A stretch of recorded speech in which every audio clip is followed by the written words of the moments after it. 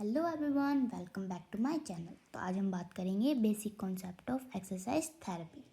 अब हम बात करते हैं introduction to exercise therapy. Exercise क्या एक फॉर्म ऑफ फिजिकल एक्टिविटी है जो इम्प्रूव और मेंटेन करती है हमारे फिजिकल फिटनेस को।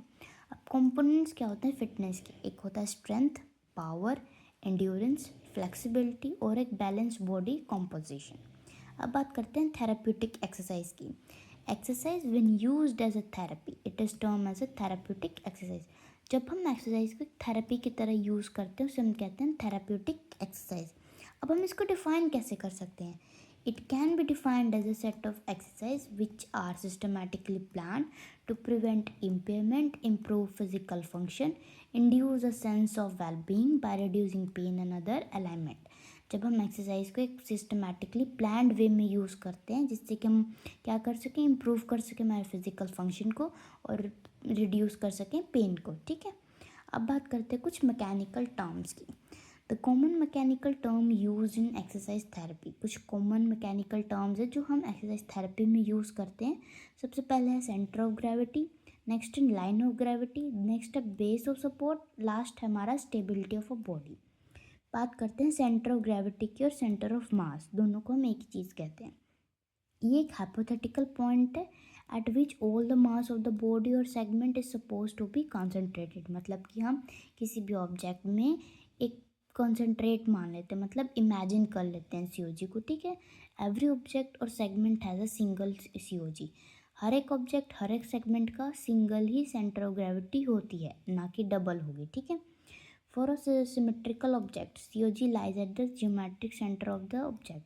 अगर हम बात करें किसी भी symmetrical object, for example triangle, circle, rectangle, square, इनका सेंटर ऑफ ग्रेविटी कहाँ होगा? सेंटर में होगा।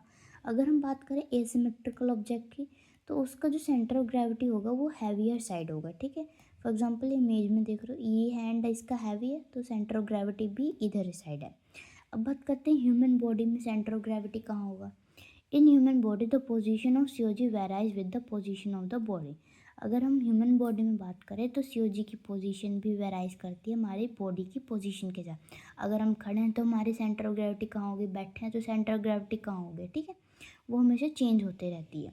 अगर हम एक नॉर्मल स्टैंडिंग पोजीशन में खड़े हैं तो सेंटर ऑफ ग्रेविटी कहाँ होगी?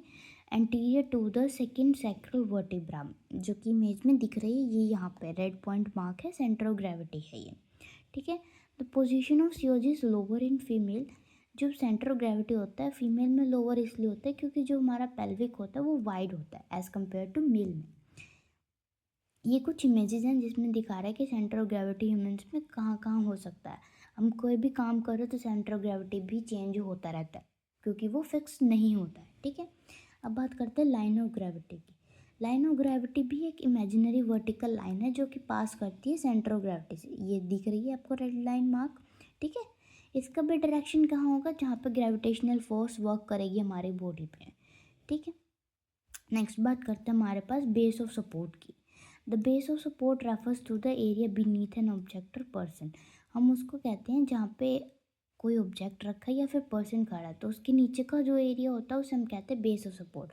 फॉर एग्जांपल यहाँ पे दो एक ही पर्सन खड़ा है, ठीक है, तो उसका ये पैर के निशान है। ठीक है, तो जितने में वो खड़ा है तो वो क्या हो गया? हमारा बेस ऑफ सपोर्ट हो गया। ठीक है, base of support increase to the maximum while in lying position. मतलब अब जब हम लेटे हैं तो जो बेस ऑफ सपोर्ट होगा वो बहुत ज़्यादा मैक्सिमम होता है। ठीक है, and it is minimum while we standing on of single leg और स्टैंडिंग ऑन टोज।